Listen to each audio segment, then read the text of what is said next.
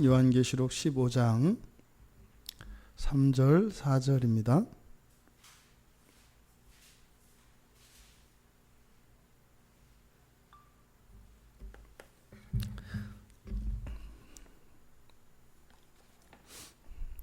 요한계시록 15장 3절 4절 말씀 우리가 지금 계속 몇 주째 살펴보고 있는데요. 함께 우리 읽겠습니다. 3절입니다. 하나님의 종 모세의 노래 어린 양의 노래를 불러 이르되 주 하나님 곧 전능하신 이시여 하시는 일이 크고 놀라우시도다. 만국의 왕이시여 주의 길이 의롭고 참되시도다. 주여 누가 주의 이름을 두려워하지 아니하며 영화롭게 하지 아니하오리이까. 오직 주만 거룩하시나이다. 주의 의로우신 일이 나타났음에 만국이 와서 주께 경배하리이다 하더라. 아멘. 예, 하나님의 크고도 놀라운 일, 하나님의 크고도 놀라운 일. 성경에 하나님의 그 구원의 은혜를 노래한 처음의 노래가 이제 모세의 노래였고, 그리고 이제 그것은 구약의 모든 노래를 대표하는 노래라고 말씀을 드렸습니다. 그리고 이제 신약에서 부르는 하나님의 구원에 대한 그 구원이라고 하는 것은 넓은 의미에서 창조와 완성, 구속 모든 것을 포함하죠. 그것이 이제 어린 양의 노래로 나타나고, 그리고 최종적으로 지금 여기에서 그 불타는 유리바다 위에서 부르는 이 성도들의 이 노래, 새 노래라고도 할 수 있는 그 완전한 그 노래, 이것을 통해서 사도 요한은 천국을 맛봤다. 분명히 천국을 맛봤다. 마치 사도 바울이 삼층천을 경험하였던 것처럼 스데반이 순교 직전에 하늘이 열리고 하늘 보좌에 앉아 계신 예수 그리스도께서 그 보좌에서 벌떡 일어나시는 것을 보았던 그 경험, 그것이 요한에게는 이 요한계시록 가운데에서도 특별히 이 노래 부분, 이 노래에서 그런 경험이 있었겠다, 이렇게 말씀을 드렸습니다. 그래서 이 여기서 부르는 이 노래, 이 새 노래에 대해서 우리가 깊이 좀 묵상할 필요가 있겠다. 왜요? 아직 우리는 이 땅을 살아가고 있고, 실제로 천국에 있는 백성들은 천국이 필요 없어요. 천국이 있으니까. 그러니까 지금 이 땅을 살아가는 우리들에게 사실은 천국이 필요해요. 왜? 이 땅에 천국이 없으니까. 그렇잖아요. 배고픈 사람에게 음식이 필요 없듯이, 또 이 땅에 살아가는 사람들 가운데 그 천국을 목말라 하는 그 사람들에게 바로 그 천국의 기쁨과 그 천국에서 누리는 영적 자원들이 필요하다 이 말이에요. 그것을 정말 천국에 있는 성도들은 천국이 필요 없고, 이 땅을 살아가는 성도들에게 천국이 필요하다, 이렇게 말씀을 드린 겁니다. 그러니까 요한이 경험하였던 그 하늘나라에서의 그 충만한 기쁨과 만족, 정말 예수 그리스도의 사랑으로 가득 채워진 그 충족함, 그 넘치는, 충족시키고도 넘쳐 흐르는 그런 영적인 기쁨과 그런 만족이 우리들에게도 경험될 수 있었으면 좋겠다. 그것이 바로 이 노래를 통해서 우리 모두에게 이루어지기를 바랍니다. 그 새 노래의, 그래서 이 노랫말들은 그대로 그때 들렸던 것을 적었다라기보다는 요한이 그 불려지는 그 새 노래를 이 지상의 성도들이 알아들을 수 있도록, 그래서 거기서 부르는 완벽한 그 하나님 나라의 그 충만한 기쁨과 만족, 그것을 지상을 살아가는 지상에 있는 성도들에게 전하기 위해서 우리들의 언어로 이렇게 기록한 거죠. 그러니까 이 말씀 안에는 바로 그 자리에서 사도 요한이 누렸던 그것을 우리가 발견할 수 있겠다. 그래서 이 노랫말을 우리가 살펴보는 것이 가치 있고 의미 있는 일이며 아주 중요한 것이겠다. 그래서 이 노랫말들을 하나씩 더 좀 더 깊이 묵상을 하며 살펴보기를 한 겁니다. 첫 번째가 주 하나님 곧 전능하신 이시여, 여기입니다. 주 하나님 곧 전능하신 이시여, 하시는 일이 크고 놀라우시도다. 여기까지입니다. 지금 우리말에서는 이 어순을 말을 바꿨어요. 우리말 성경에는 하나님에 대한 고백이 먼저 나오죠. 주 하나님 곧 전능하신 이시여, 이렇게. 그런데 원문에서는 그것이 뒤로가 있습니다. 뒤로가 있고 앞에 있는, 즉 하나님께서 하신 일의 성격이 무엇인지를 말해요. 그러니까 당신의 일은 하나님이죠. 당신의 일은 크고 놀라운 일입니다. 그리고 나서 주 하나님 전능자시여, 이렇게 되는 거예요. 그런데 여기서도 이게 좀 강조되어 있어서 그대로 직역하면 크고 놀라운 당신의 일, 이렇게 된다고 지난주에도 말씀을 드렸습니다. 그래서 크고 놀라운 당신의 일, 여기서 이제 동사를 생략하고 있어요. 크고 놀라운 당신의 일, 그러니까 되게 시적인 표현이죠. 그리고 주 하나님 전능자시여, 이게 첫 번째 고백입니다. 이 말씀 안에는요 굉장한 진리가 담겨 있다, 이 말이에요. 이 말씀을 우리들이 바로 깨달을 수 있다면 바로 그 자리에 가는 거예요. 요한이 경험했던 그 자리에 우리가 간다, 이 말이에요. 그 자리에 간다는 것은 어떤 의미예요? 뭐 유체 이탈된다는 얘기가 아니라 몸이 또 휑해서 간다, 이런 의미가 아니라 그 자리에서 요한이 누렸던 그 영광과 기쁨을 맛볼 수 있다, 이 말이에요. 우리가 골고다로 갑니다, 이게 무슨 뜻이에요? 이게 골고다로 간다, 이런 의미가 아니라 나의 죄를 대신하여 십자가에 못 박혀 피 흘리고 계신, 하지만 나를 향하여 그 사랑의 눈길로 쳐다보고 계시는 예수님, 그 앞에서 그 자리에서 느끼는, 그 현장에서 느끼는 그 감동과 그것을 인격적으로 경험하는 걸 말하죠. 부디 우리들이 이 새 노랫말들을 살펴볼 때 그런 은혜들이 우리 모두에게 베풀어지기를 바랍니다. 여기서 먼저 하시는 일이 크고 놀라운 당신의 일, 이렇게 얘기했어요. 크고 놀라운 당신의 일. 그러니까 뭐예요? 크다, 놀랍다, 당신의 일은, 이렇게 되는 거예요. 크다, 놀랍다, 당신의 일은. 그러니까 하나님께서 행하신 일이 얼마나 크고 놀라운지를 나타내고자 하는 겁니다. 근데 여기에 사용된 크다라고 하는 말, 놀랍다라고 하는 말, 이것이 무슨 의미일까? 크다, 우리가 일상적으로 많이 쓰는 용어지 않습니까? 그러니까 크다라고 하는 이 말의 사전적인 의미는 뭐예요? 이거는 외형이, 겉으로 드러나는 외형이 크다는 의미인데, 이거는 단지 뭐예요?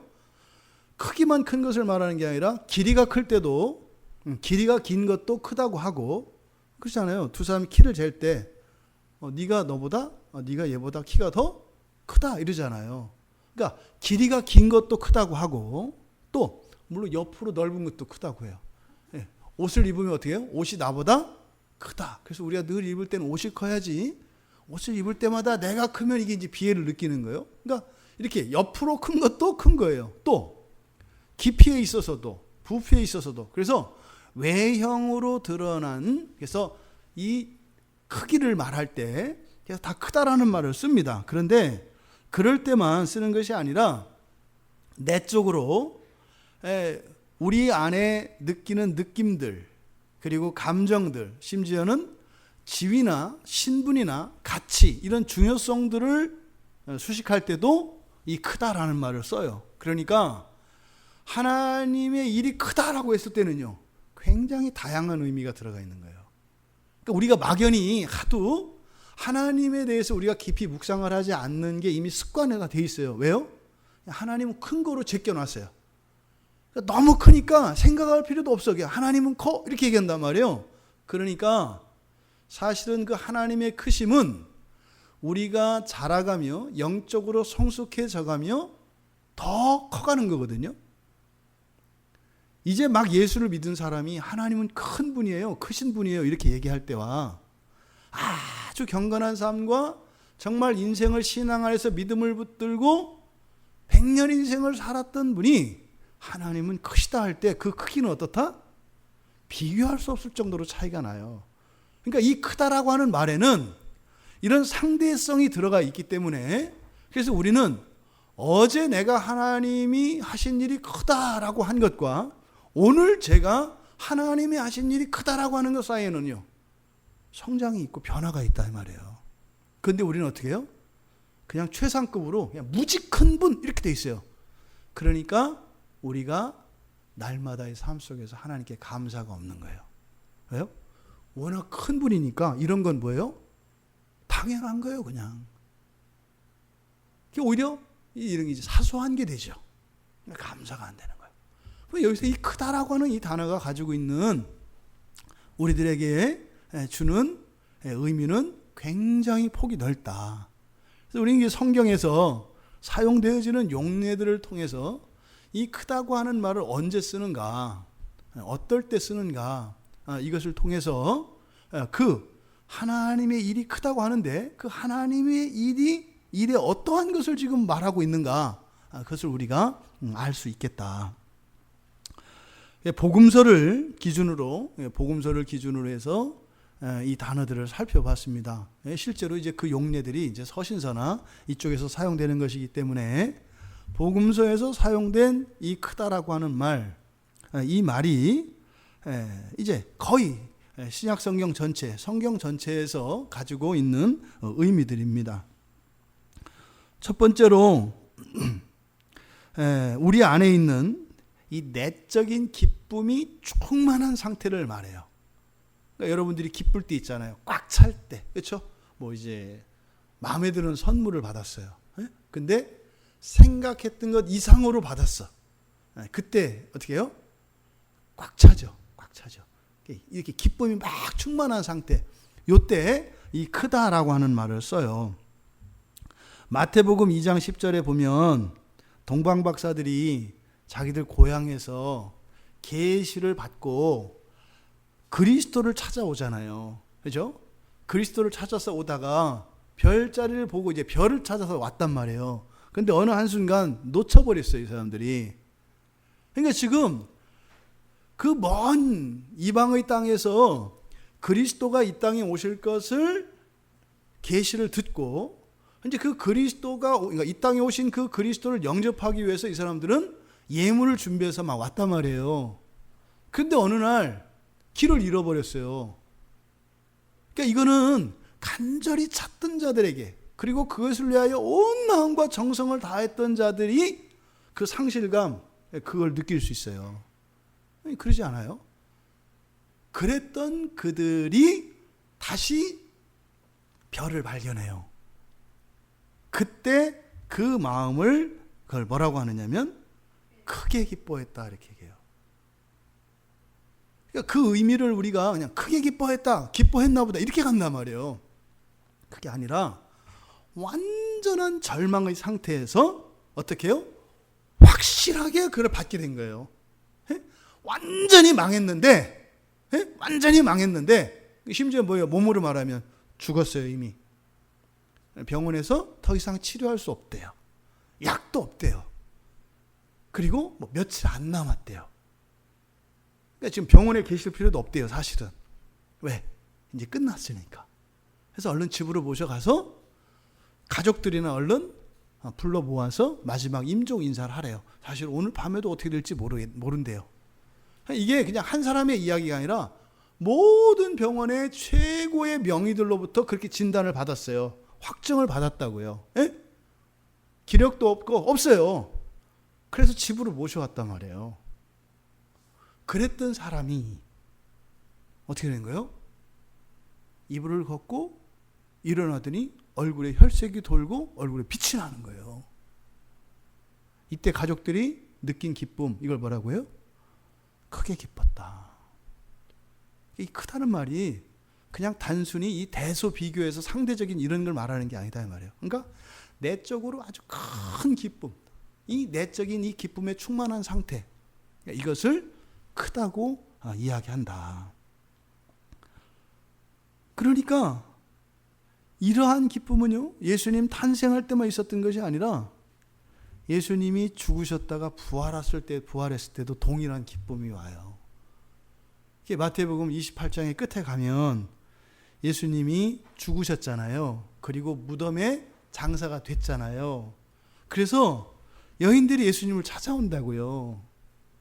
무덤이 열려 있고요. 깜짝 놀라는데 그때 천사가 예수님이 죽으신 줄 알았던 그 예수님이 부활하셨대요. 근데 그 예수님이 부활하셨다는 그 소식을 딱 들었을 때 그 여인들이 가졌던 느낌을 뭐라고 하냐면 무서움과 큰 기쁨이라고 해요. 무서움과 큰 기쁨.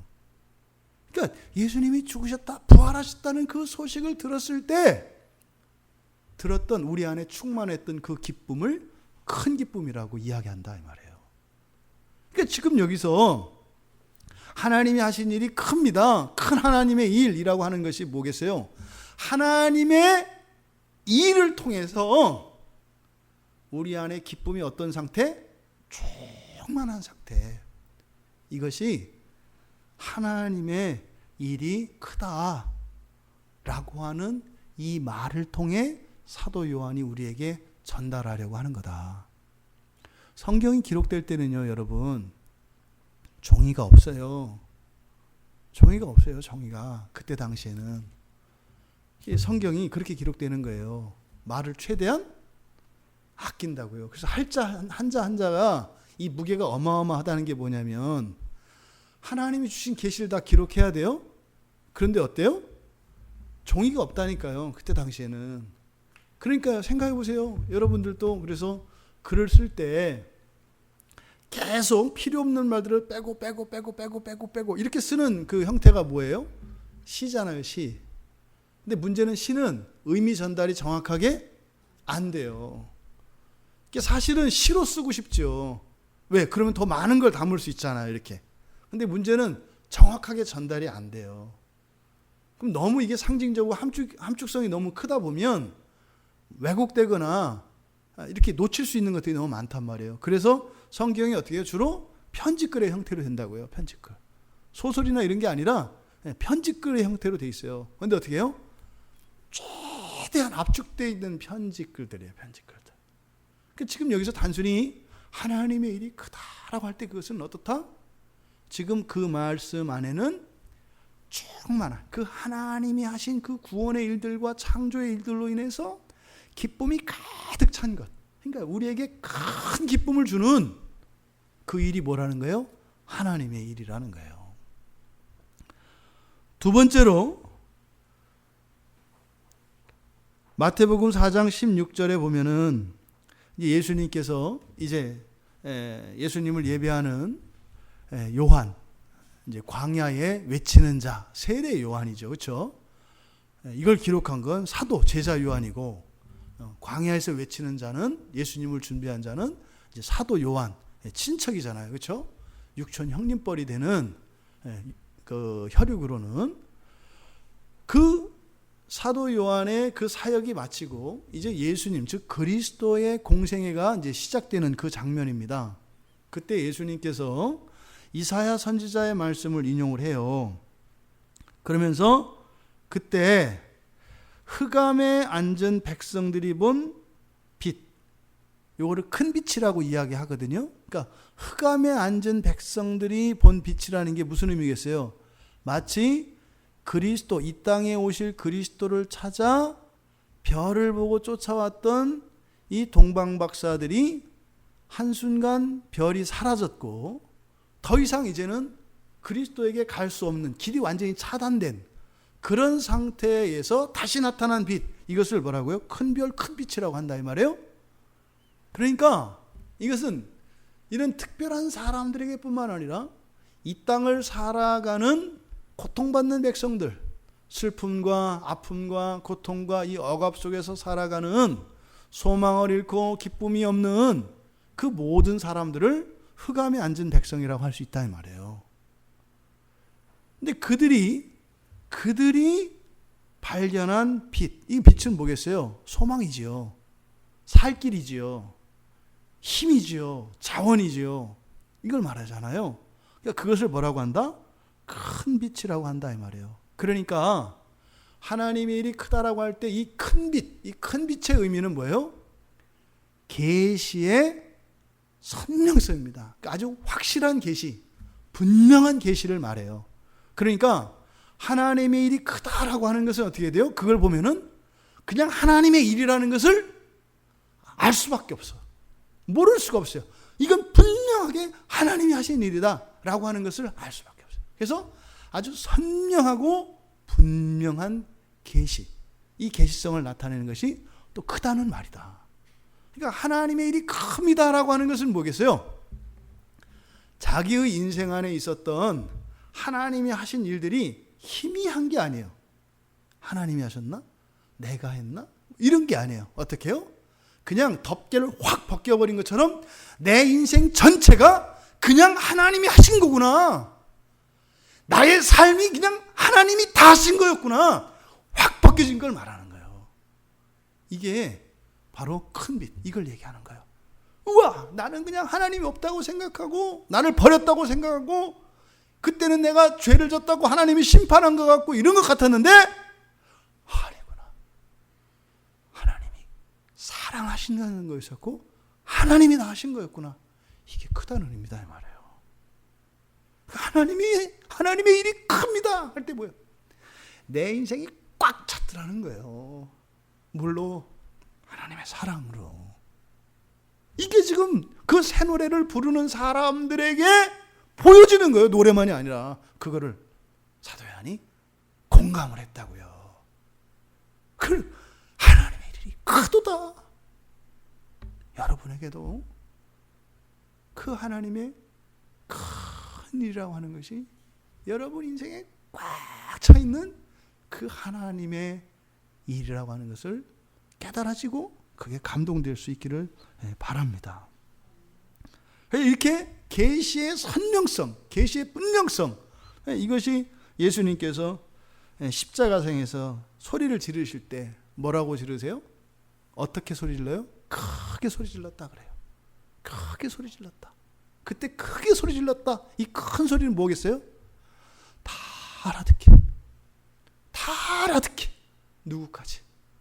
성부 하나님까지.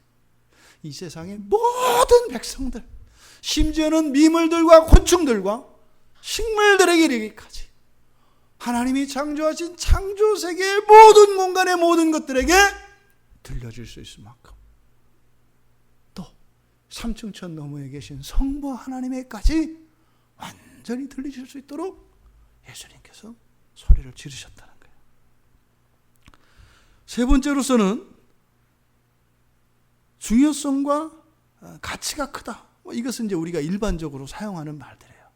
그래서 이렇게 크다 작다라고 하는 이런 개념으로도 씁니다만 하나님의 말씀이 무엇이 크다, 하나님의 은혜가 크다, 이때 무슨 뜻일까요? 우리 그렇게 말하잖아요. 주님의 은혜가 커, 사랑이 커, 이렇게 얘기하잖아요. 그때 크다는 보통 우리가 사용하는 말들에는 보통 이제 크다, 더 크다, 가장 크다 이렇게 나눠서 얘기를 해요. 그죠? 이게 원급, 비교급, 최상급 이렇게 얘기를 하잖아요. 근데 성경에서 사용하는 이 크다라고 하는 말은 최상급이에요, 최상급. 어떻다는 거예요? 가장 크고 가장 중요하고 가장 가치 있다는 말이에요. 그러니까 하나님의 일이 크다라고 하는 이 말이 가지고 있는 또 다른 의미는 뭐예요? 하나님이 하신 일이 어떻다? 가장 중요하고 가장 가치 있고 가장 고귀한 것이다. 이것이 하나님이 하신 일이 크다라고 하는 말씀이 가지고 있는 그런 의미다. 그래서 이 크다라는 말은요, 하나님을 수식하는, 그러니까 우리가 사용하는 말들 중에 하나님을 수식할 수 있는 말들이 많지 않아요. 아무 말이나 갖다가 하나님께 붙이지 않아요. 구별되어 있다고요. 이게 좋은 말이라고 해서 우리가 하나님한테 막 쓰면 안 돼요. 그 잘못 사용하는 용어 중에 하나. 사랑이 많으신 하나님, 그럼 안 되죠. 그러니까 사랑이 뭐라고 돼요? 크신 하나님 이렇게 하면 돼요. 사랑이 크신 하나님. 왜요? 이 크다라는 말이 가지고 있는 뉘앙스, 많다라고 하는 것은 뭐예요? 수와 분량만을 이야기하잖아요. 성경에 사용하는 말이 그래요. 그래서 성경에서 사용하는 언어들은 정제되어 있어요. 그리고 구별이 되어 있다고요. 이 성경은요, 우리가 신약 성경을 읽는다 하더라도 여기에는 제의적인 용어들이 쓰여요. 우리가 더 이상은 제사를 드리지는 않습니다. 근데요, 성경에서 하나님께 우리가 이렇게 제사를 드릴 때 제물들을 어떻게 해요? 다 구별하죠. 그릇들도 다 구별하죠. 근데 신약에 와서는요, 말을 구별해요. 말을 구별한다고요, 말을. 그래서 십계명에서 망령되이 일컫지 않는 것, 여호와 이름을 함부로 일컫지 않는 것, 이게 사실은 우리는 하나님의 이름뿐만 아니라 어떻게 되는 거예요? 우리의 말을 정제해야 돼요. 그러니까 그리스도인은 어떤 의미에서 보면요, 그리스도인이 사용하는 말이 달라요. 사용하는 언어들이 다른 거예요. 그러니까 언어가 다른 사람들이에요. 이 말이라고 하는 측면에 있어서. 근데 이 크다라고 하는 말은 바로 누구에게 쓸 수 있는 말이다? 하나님께 쓸 수 있는 말이다 이 말이에요. 굉장히 영광스러운 말인 거예요. 크다라고 하는 말은. 그러니까 하나님의 일이 뭐 어떻다 이렇게 막 쓸 수 있는 게 아니에요. 하나님의 일이 큽니다. 그래서 하나님을 수식할 때 쓸 수 있는 말이 이 크다라는 말이에요. 그래서 예수님에 대해서 예언할 때 누가복음 1장 32절에서 큰 자가 되실 분이라고 해요. 큰 자가 되실 분. 그러니까 바로 하나님의 신성을 수식하는 말이 이 크다라는 말이다. 그리고 이 크다라고 하는 말은 앞서 말씀드렸던 것처럼 그냥 단순히 어떤 가치나 중요성에 있어서 작은 것에 비해서 더 많다, 더 크다 이런 의미만 나타내는 것이 아니라 최상급이라고 말씀을 드렸어요. 그런데 그는 이제 하나님께 사용할 때 이제 그렇게 이야기를 하는 것이고, 또 우리들 사이에서 사람들에게 그 말을 쓸 때는 좀 의미가 다르지 않겠어요? 그렇죠? 그러니까 하나님께 사용할 때 크다라고 하는 그 말의 가치와 사람들에게 사용할 때 그 가치는 어마어마하게 차이가 나는 거예요. 그렇지 않아요? 예를 들어서 뭐 그냥 보통 자전거가 뭐 우리 지아가 자전거 좋아하니까 빠르다.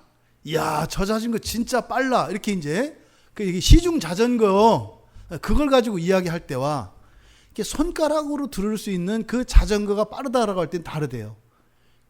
뭐 이렇게 여담인데 어떤 분이 자전거를 좋아하는 분들이 있었대요. 그래서 목사님이 초대를 받았대요.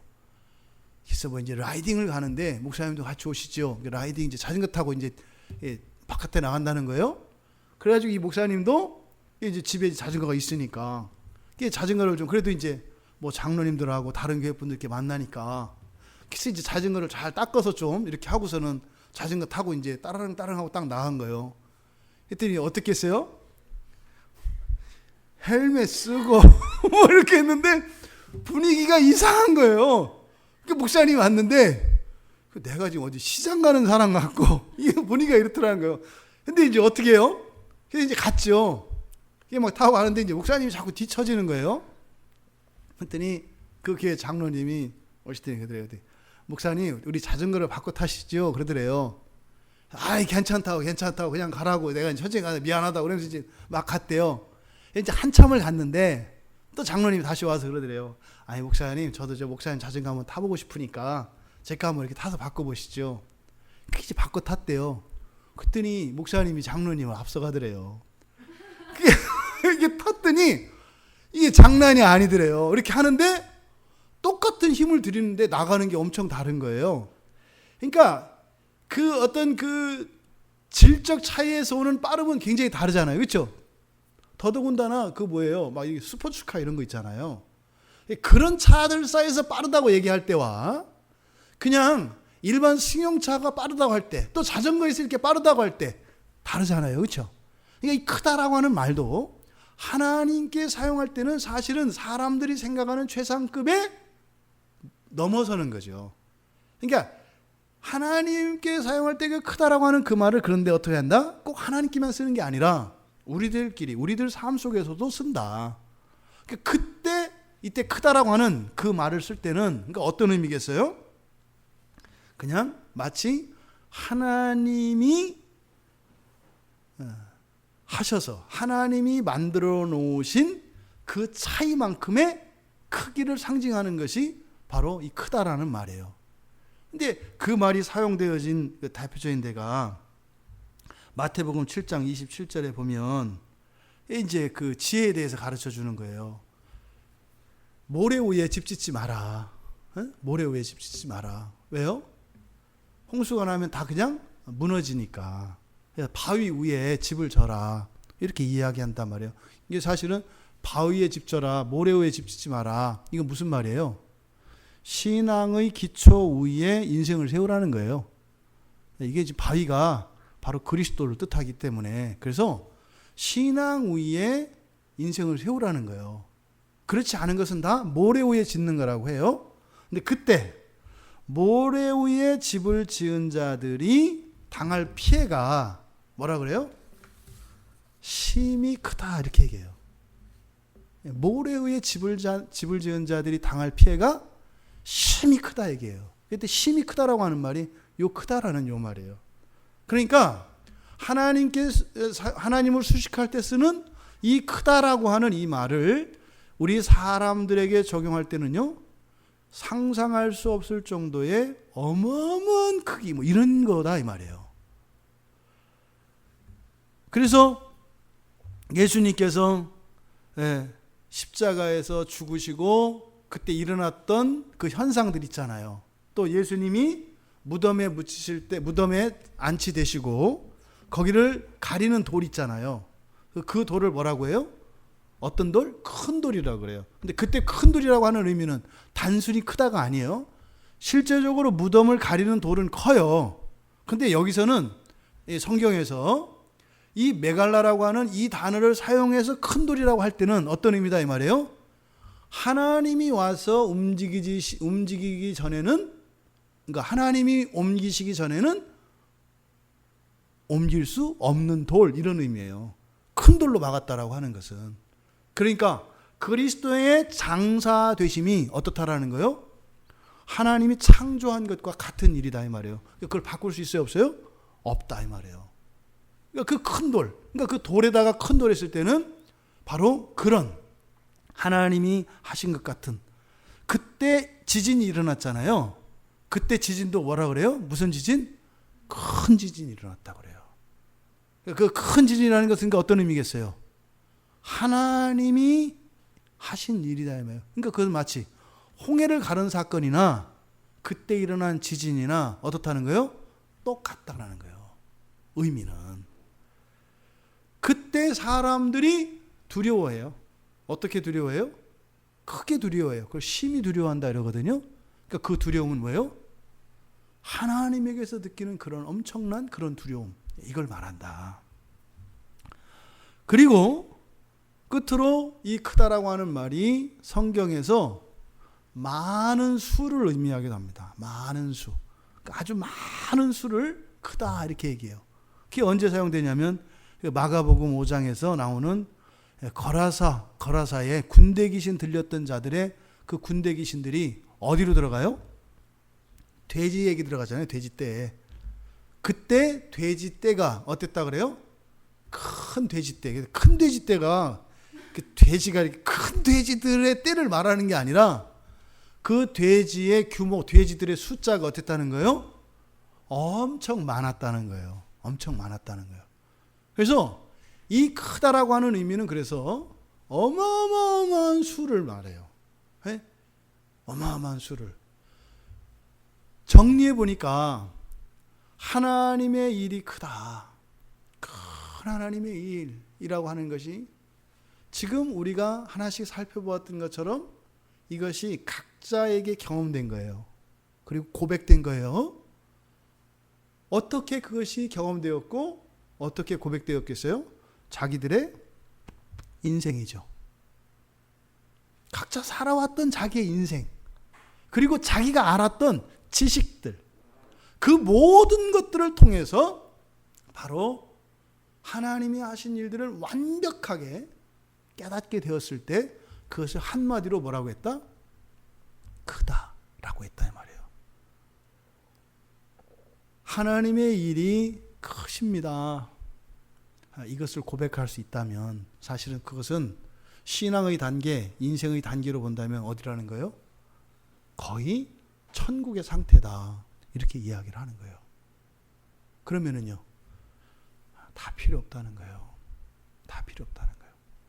그러니까 지금 사도 요한이 우리에게 주는 하나님의 일이 크다라고 하는 이 말씀을 통해서 우리들에게 어떤 교훈을 주고 싶으시겠어요? 사도 요한도 살면서요, 문제들도 많았고, 아프고 힘들 때도 많았고, 그럼 어떻게 해요? 그를 회복하고 극복해야 될 거 아니에요. 그러니까 이런저런 노력도 할 거 아니에요.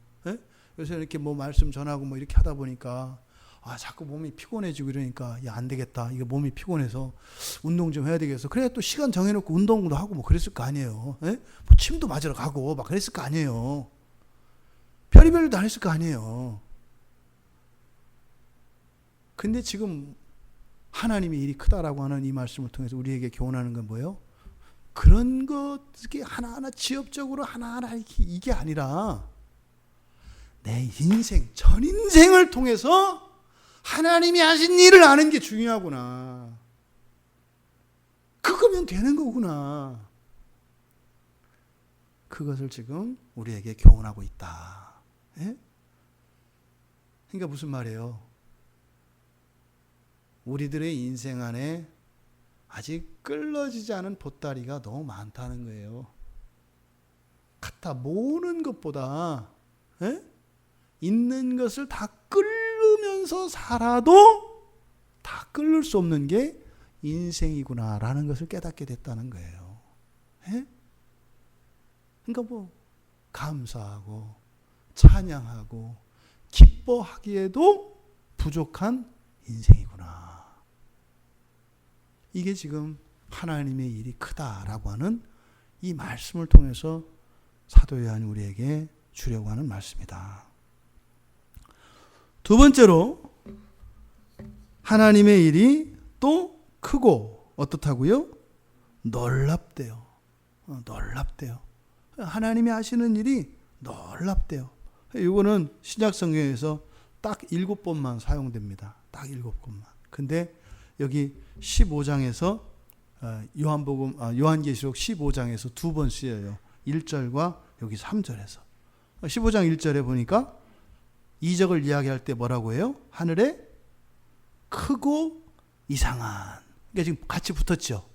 크고 이상한. 이것을 지금 여기에서는 뭐라고 번역한 거예요? 크고 놀랍다. 똑같은 단어예요. 1절에서는 이상한이라고 번역을 했잖아요. 근데 3절에서는 놀랍다 이렇게 번역했잖아요. 그러니까 똑같이. 그러니까 요한이 계시록에서요, 하나님이 하시는 일들을 가장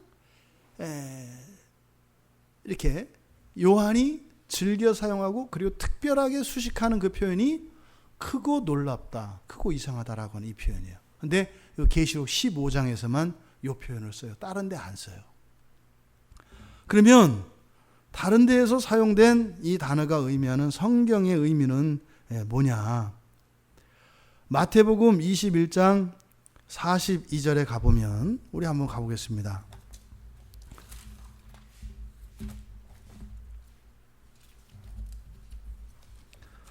마태복음 21장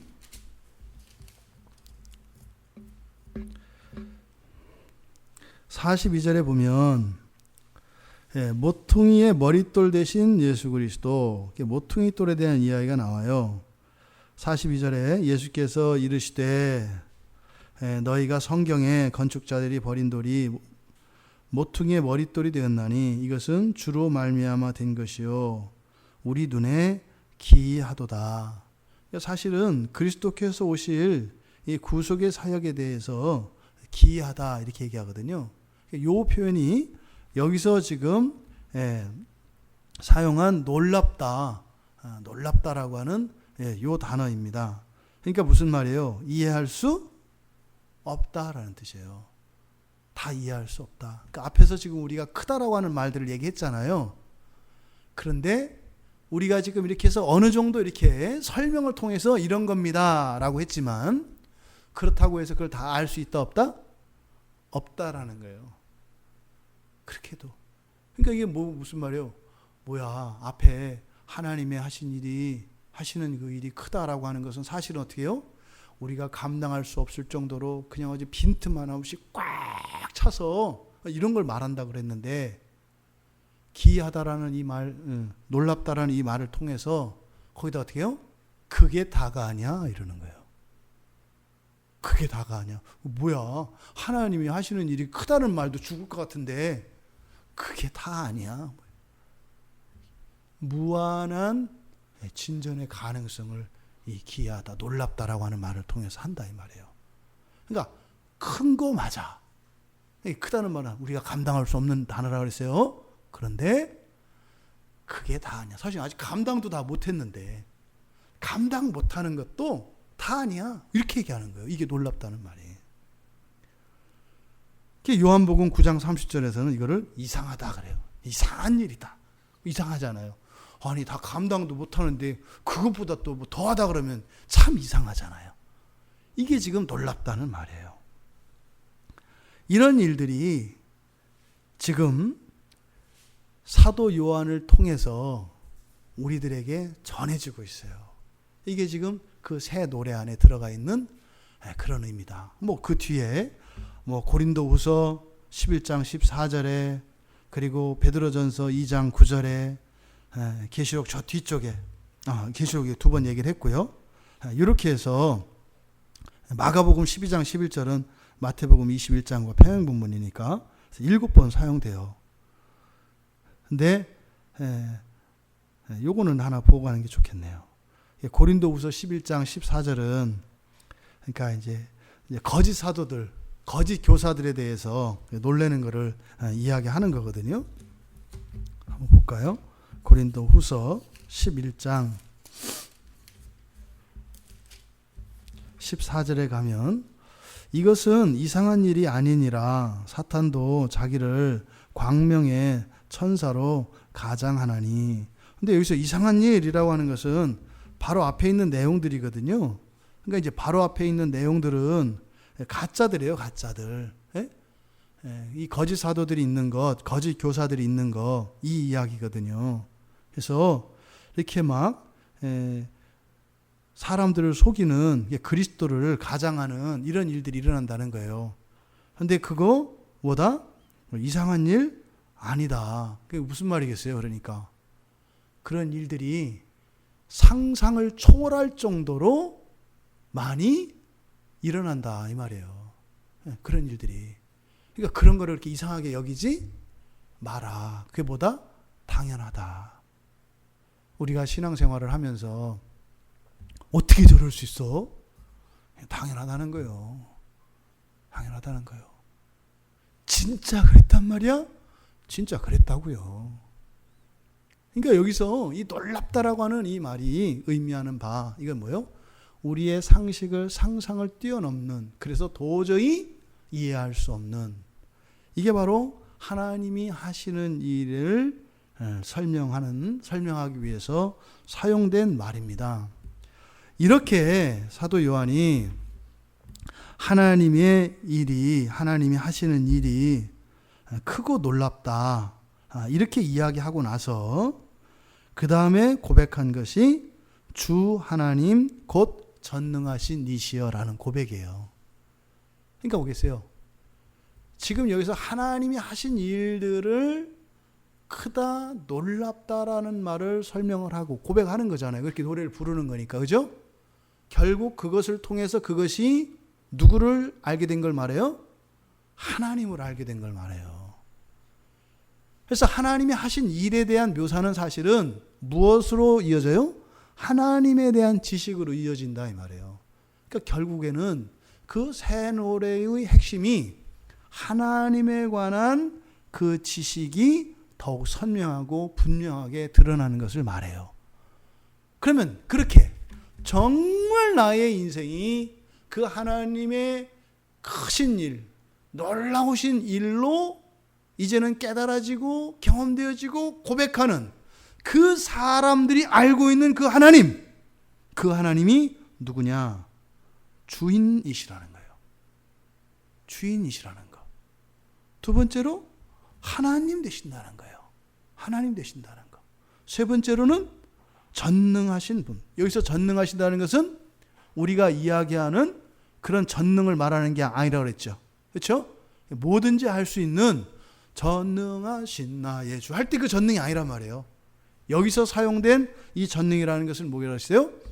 만유를 통치하시는 분이라고 그랬어요. 온 우주를 다스리시는 분.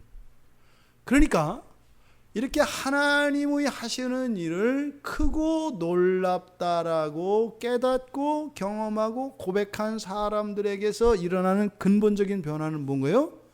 하나님에 대한 지식이 바뀐 걸 말해요. 그러니까 우리가 주님 이렇게 얘기하잖아요. 그러니까 우리 그 말이 뭔지 잘 모르고 쓰는 거예요. 주님이라는 말이 이렇게 경험하고 난 뒤에 고백되는 말이더라 이 말이에요. 그러니까 지금 여기서 사용하는 주님이라는 말과 현재 우리가 주님이라고 고백하는 말 사이에는요, 어마어마한 차이가 있는 거예요. 그러지 않아요? 어떤 분들은 예수가 나의 주님이시다, 이 한마디가 있잖아요. 어떤 역경과 시련 속에서도요, 견딜 수 있는 힘이 돼요. 진짜로. 죽을 것 같은데 어떻게 해요? 주님 한번 부르고요, 자리를 박차고 일어난다고요. 이게 주님이라고 하는, 즉 하나님의 주님 되심이 가지고 있는 이 의미, 그리고 그 주인 되심이 가지고 우리에게 주는 그 영향력과 효과는 상상을 초월한다 이 말이에요. 그러니까 결국에는 당신이 나의 주님이시군요. 이게 사실은 뭐예요? 주인된 관계를 말하는 게 아닌 거죠, 사실. 그죠? 그러니까 여기서 말하는 건 뭐예요? 내 주인이 어떤 분인지를 안 거예요. 내 하나님이 어떤 하나님인지를 알게 되니까 주인님, 주인님 이렇게 따라다닐 때 하고 달라지는 거예요. 그러지 않아요? 저 대구에 있는 어떤 교회 하나가 이렇게 특별한 그 축복을 받은 교회가 있었어요. 뭐 이제 한 10년 정도 이제 교회가 개척을 해서 10년 정도 됐는데 지하실에서 계속 예배를 드리는 거예요. 근데 사람 없죠. 뭐 더더군다나 뭐 대구고 또 거기다가 또 지하실이고 뭐 이러면은 뭐 없는데 더 없는 거죠. 예, 사람도 없고. 그러니까 몇 사람이 와서 그냥 왔다 갔다 또 오고 막 이렇게 해가지고 또 있잖아요. 또 그 중에 사명자는 있어서 또 그냥 끝까지 섬기는 이런 사람도 있잖아요. 막 같이 울고. 그렇게 거의 10여년을 교회가 온 거예요. 근데 너무 이제 힘드니까 예배 상황도 열악하지. 그러니까 뭐 의자고 뭐 이런 게 예배 시사 뭐 모든 게 열악하잖아요. 근데 이제 이 목사님이 어쨌든 절대로 목회를 포기할 수는 없습니다. 끝까지 교회를 붙들고 있었던 거예요. 그렇게 하다가 이제 그 소식을 이제 다른 분을 통해서, 그러니까 이제 목사님이 정말 그 하나님을 추구하시는 분이었던 거죠. 말씀을 추구하는 분이었던 거죠. 그리고 그 순결한 신앙을 지켰던 분인 거죠. 그게 이제 어떤 큰 교회에 이제 이렇게 들어갔어요. 그 이야기가. 그러다가 이제 이런저런 이제 그 교회에 대한 이야기를 이렇게 쭉 듣다 보니까 이제 이렇게 감동이 된 거예요. 그래서 그 교회에 이제 그 수석 장로님이, 재정을 보시는 장로님이 거기를 가보신 거예요.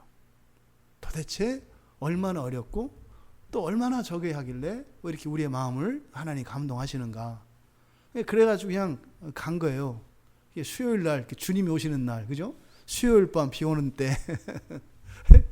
가서 이렇게 이제 거기서 이제 예배를 이제 드리러 가셨대요. 갔더니 뭐 수요일이니까 더더군다나 없잖아요. 그렇게 해서 이제 목사님이랑 둘이 예배를 드린 거예요. 그래서 예배를 드리고 나서 이제 이렇게 이야기를 했는데 그 목사님께서 하여튼 그 장로님을 아주 따뜻하게 정성을 다해서 섬긴 거예요. 근데 그분이 장로님인지 모르죠.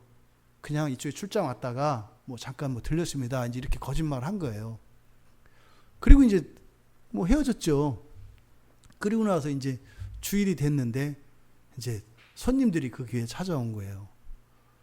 그분이 이제 그 큰 교회에 이제 수석 장로였고 뭐 재정 보시는 분이고 그 미자립 교회들을 돕는 이제 그런 분이셨는데, 가가지고 이제 보고를 다 했고, 그렇게 해서 그 교회에 이제 예배당을 제대로 예배당을 세워주기로 그렇게 하고, 그 본교회에서도 사람들이 일정 기간 가서 교회를 전도하고 일꾼들을 좀 해서 할 수 있도록 도와주기로. 그러니까 그렇게 해가지고 갑자기 그냥 며칠 사이에 그냥 갑자기 지상에 올라와서 아주 세련되고 깨끗한 그런 넓고 아주 좋은 시설에 다 갖춘 그런 예배당과, 또 같이 그 교회를 세우기 위해서 도울 수 있는 일꾼들이 와서 섬기는 그런 일들이 있었어요. 여러분 보세요. 그 일을 이제 들었어요. 누가? 옆에 있는 어떤 목사님이 예를 들어서. 근데 이제 그 옆에 있었단 말이에요. 교회가. 그 다음 주 수요일이 됐는데 또 어떤 허름한 분이 왔어. 그럼 어떻게 하겠어요?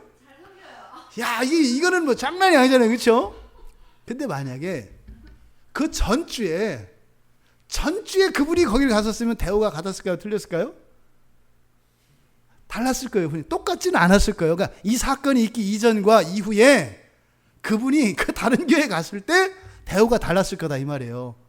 근데 그분 똑같거든요. 주님이라고 고백을 할 때, 그 주님이 어떤 분이신지 알았을 때, 그러니까 내가 지금 만난 이분이 누구인지 알았을 때 대우도 달라지고, 어때요? 기쁨도 달라지고 엄청 달라진다 이 말이에요. 그러니까 이 주님이라고 하는 이 단어 하나, 이 말 하나가 가지고 있는 힘은요, 어마어마한 거예요. 아니 그 다음 주에 그 장로님이 그 교회에 오셨는데 그 목사님 마음이 어떻겠어요? 막 설렜지 않겠어요? 이번 주일이 아니어도 다음 주일이라도 있지 않았겠냐고요. 일테면. 그러니까 여기서 주 하나님 할 때 이 무게와 가치와 느낌이 다르다 이 말이에요. 그러니까 하나님이 어떤 분인지 아는 거에 따라서 이 주님이라고 하는 주인 되시는 그 하나님이 어떤 분인지를 아시는 거에 따라서 주님이라는 고백이 다르다. 저는 여러분들이 기도할 때 주님 이렇게 부를 때 그렇게 어마어마한 무게와 그것이 있기를 바랍니다. 그렇다면 있잖아요, 여러분 어떤 환경 어떤 상황에서 주님 부르면 홍해가 갈라지는 거예요. 주님 하면 지하실 교회가 그냥 좋은 교회로 바뀌는 거예요. 여러분 인생 가운데서 주님 하면 여러분 인생이 바뀌는 거예요. 그 일이 이 주님에 대한 고백에서 나온다. 그럼 하나님은 뭐래요? 신이라고 그랬잖아요. 신, 그렇죠? 나를 창조한 신, 이런 의미, 창조주에 대한 그 고백이에요. 하나님이 이런 분이셨구나. 그러니까 여러분 우리 자녀들 있으니까 내 부모님이 어떤 분인지 진가를 알게 되면 어떻게 돼요? 자랑스러워져요. 자랑스러워진다고. 그러니까 여러분들이 여러분 부모님들에 대해서 반도 모르거든요. 대개는 단점들만 많이 알고 있어요. 그러니까 그 마음속에 여러분을 낳아놓고 임신하면서 낳고 키울 때 가졌던 그 마음들을 쫙 펼치면은요, 바닷물을 먹물 삼고 하늘을 두루마리 써도 다 못 쓴다는 거예요. 예? 그러니까 그게 부모님에 대해서도 그런데 이 하나님에 대한 고백. 하나님 할 때 이 고백이 여기서 있는 거예요. 그리고 전능하심이라고 번역되어진 이것. 사실은 여기는 통치 개념이 있다고 그랬어요. 그런데 그분이 누구예요? 나의 아버지고 나의 하나님이신데, 나의 주인이고, 근데 이분이 누구라고요? 온 우주를 다스리시는 분이라고요. 그분이 나의 하나님이셨다고요. 지금 여기서 부르는 이 노래는 단순한 학습되어진 지식이 아니라 자신의 전 인생을 통해서 어쩌면 미처 자기가 하나님과 함께 살았지만 경험되지 못했던, 그러니까 야다의 하나님을 이야기하는 거예요. 야다의 하나님. 내 살면서 단 한순간 정말 조금도 떨어져 있지 않았던 하나님. 완전히 내 살과 살갗과 살갗이 하나님과 완전히 쫙 달라붙어 있었고 단 한순간도 분리된 적이 없었던 그 야다의 하나님에 대한 고백인 거예요.